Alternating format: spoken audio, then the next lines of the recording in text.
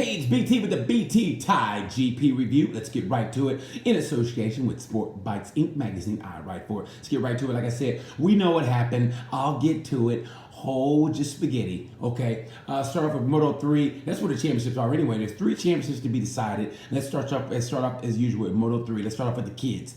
And let me tell you something. Aaron Canet, that guy, I don't know what it is about him. Just when he's in striking distance, it's like the gremlins come out of nowhere, like, we're gonna mess up your championship. And that gremlin was Darren Bender. Darren Bender. Darren Bender, and I love Darren Bender. I told you, I love that guy at the time. He got taken out one time at one of the GPs. Remember, and he flipped the guy off as he was sliding. Remember, he was in good contention. The guy took him out, and he was like, you know what, man? I think that what you did was just strip. Thought that was great. I loved it. I laughed. But Darren Bender is the guy you do not want to be around if you're trying to get some points, trying to work for a championship. And that's what Aaron Canet was doing. At the same time, Aaron Canet, you can't afford to be mid-pack. The only way to avoid crashes in Moto 3 are to be in the top 3. Don't go back and forth. Be in the top 3. Stay away from Darren Bender and stay away from Migno. That's the only way you're going to be guaranteed, like, pretty much not to be in a crash. Other than that, man, and this is what I like about Canet. Canet must be taking a ton of yoga because he still didn't show his emotion. Even when he crashed, he didn't look at Bender. He got his bike, right? And then he went through the paddock. He went through pit lane. Then he got back on the track, came back, told the guys to fix it. I mean, I don't know exactly what he said, but look like he said, "Hey, fix it." Remember? And because if he took it into the garage, it's over. So they did something. He went back out, and then he got lapped, and then he came back in. And he never really showed emotion. Aaron Canet, let me tell you something, man. I don't know what that guy did to contain that emotion. And props to Max Biaggi, what he did. Those guys must be like,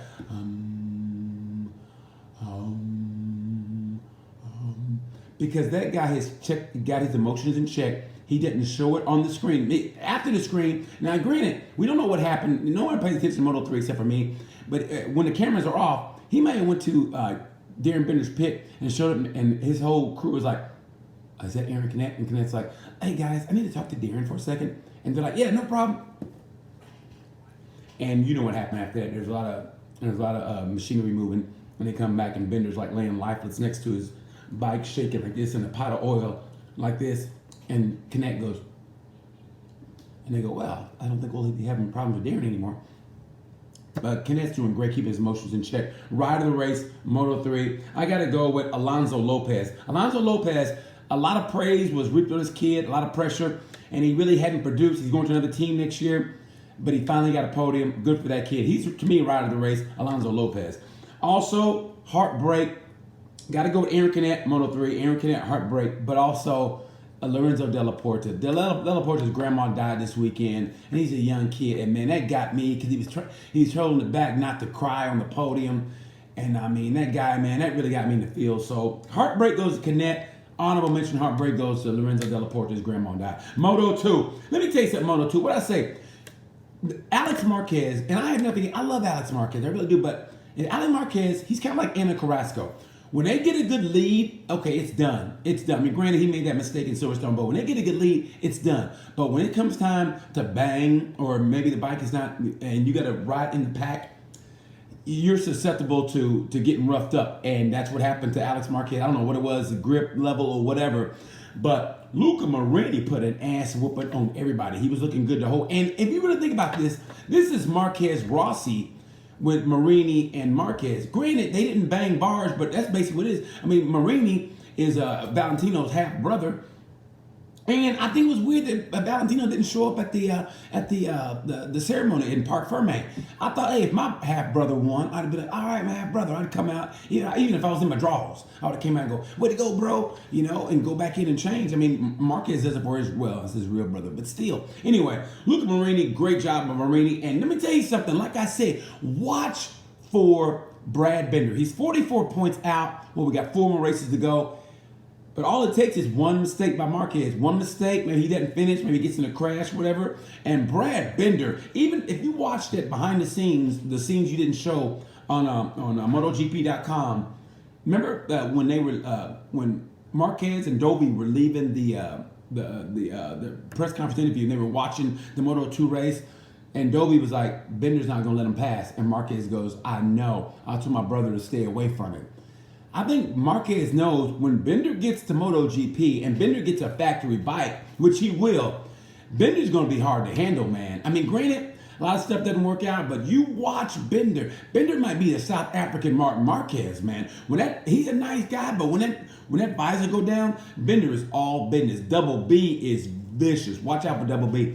Ride the race, Moto 2, Luca Marini, and heartbreak goes to Jorge Navarro. Jorge Navarro was in second. Well, he had a chance to really put a dent in Marquez, really get closer, and he gets no points at all. No point. I don't know what happened. I don't know if his girlfriend was like, hey, listen, it's going to be over when you get back. What?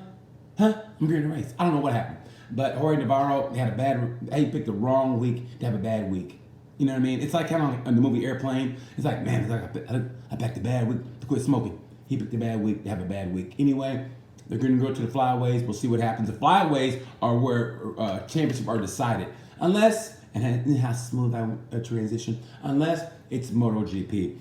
Like I said, I don't know what superlatives I can use for Marc Marquez because they've all been used up. But just to show how dominant he is, Honda is 19 points behind in the team championship. In the team championship, they're 19 points behind. If you think about it, and Ducati leads it. You know why? Because Ducati has a team, right? Petrucci doing the best he can, and Dovi, right, doing the best he can, right? They're leading, but only by 19 points against Mark. You know how they say there's not an I in team? Yeah, there is. There's two, and it's called championship, and it's with two ways also, like Marc Marquez, like in kick ass. And that's what he's doing. He's kicking ass. There's two A's and there's two I's in championship, and that's Marc Marquez because he is, as Burgess Meredith would say in Rocky 3, he's a one-man wrecking machine, Rock. And that's what he is. Marquez is a one-man wrecking machine, and that's what he's doing. Mark, by himself, he's second in the championship. He said they're going to go for the Triple Crown, which is constructors, team, and individual This dude, like I said, every superlative has been used, and people are saying, well, you know what, if he's really going to be one of the greatest of all time, he's got to switch manufacturers. No, he didn't. Why? Because he's going to go, well, you know what, I would have stuck with Honda, but some dude in Minnesota said, I ain't shit. So you know what I'm going to do? I'm going to go to somebody else and prove. He ain't got nothing to prove to nobody. All right? Okay, the reason Rossi left Honda was because Honda said it's the bike, not the rider, and it's basically the robots, and Rossi left. Good for him. He went to Yamaha, right? He went by faith. He went by faith to Yamaha. A team wasn't doing so well, and he won, and the rest is history. Okay, but Marquez ain't got to do nothing. If Honda was smart and they would really cuddle him and maybe get out Alberto Puig to show he has a heart. That guy's the Tin Man. He ain't got no heart. Is it the Tin Man ain't got no heart? The Tin Man or the Lion? No, the Tin Man, right? The one that doesn't have a heart.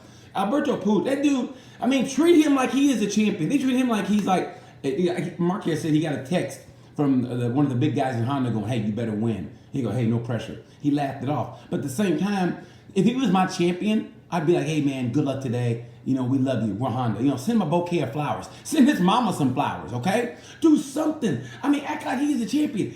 But they made the bike, and I think it's made for Marquez because nobody else can ride that bike.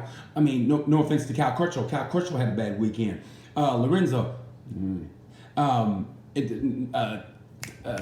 Nagasaki finally had a decent weekend. You know what I'm talking about. He had a good weekend, finally. But for the most part, it's Mark. Like I said, he's a one-man wrecking machine. If I was Honda, I would treat him a little bit better. I'll get Alberto Puig to show he has a heart and be like, hey, Mark, sorry I was saying anything about you. Okay, we love you, Mark. Right? Stroke his ego some more. Don't act like it's the bike, okay? Come in, be nice to the guy. Let me tell you something. If I was KTM next year, honestly, I'd be sending Mark gift cards. Yeah, hey, you want to go to Best Buy in America? I'd send him on vacations. I go, hey, it's not against the law to send a friend a vacation, right? Send him to the Maldives, he and his brother and his girlfriend and his mama if I was KTM, I would literally load like a truckload of Red Bull, right? And he opens a Red Bull and money comes out. Hey, it's for you, Mark. Do what you want to do. By the way, we got a seat open. If I was if I was KTM, I would do that because Honda. I don't think Honda appreciates Mark as much as he should. And people are bitching about the celebrations or whatever. Hey, look, granted, when Rossi did it, it was spontaneous, and when it was great, it's really never been done before the way Rossi did it. He was the originator, and now people are kind of copying. Who gives a shit? He won 8 championships. Let the guy celebrate, even though it was staged. I don't know how they got that big ass. I don't know how they get that big ass pool table where they did after the race so quickly. I mean, that was a big ass pool table, and to get it all set up after the race, like magic. They call him David Copperfield, like, hey Mark. Pool table. You can't tell me he wasn't racing like, hey, the pool table's out. I really got to win this race. That was what happened. Like, pool table's out. Okay, I guess I got to make this last lap pass. And I don't care what he said. I think Mark knew he could take him. I really did. Even though he did say when Fabio got that big ass lead, he was like, you know what? I'm gonna push these next 2 laps, and if I don't get close, I'm just gonna let him go ahead and win this, and I'll get the championship. But Marquez is a champion. That guy, motorsports athletes, period, don't get the credit they deserve for being great athletes, but Marquez is one of the greatest athletes of all time. His mental game, I said it before, I say it again, the greatest show of mental strength. Not only that big ass high side he had that we thought he wasn't gonna come back from, we all knew it's Marc Marquez. That big ass high side was that, and this is when he was in MotoGP, I remember this.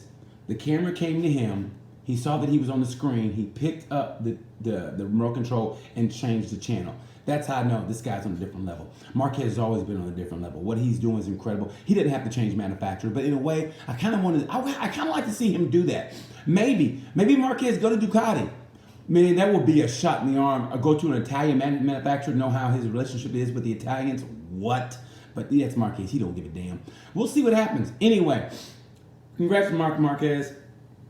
That was great with 4 races to spare. If he didn't crash in Austin, he would have had 350 points. He had 325, and you know he was going to win in Austin. He would have had 350 points.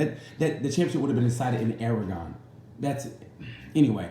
So from here on out, I'm gonna try to make it interesting. So thanks for watching. Let's get to it again. Rider of the race, Moto3, Alonso Lopez. Heartbreak, Canet, honorable mention, De La Porta.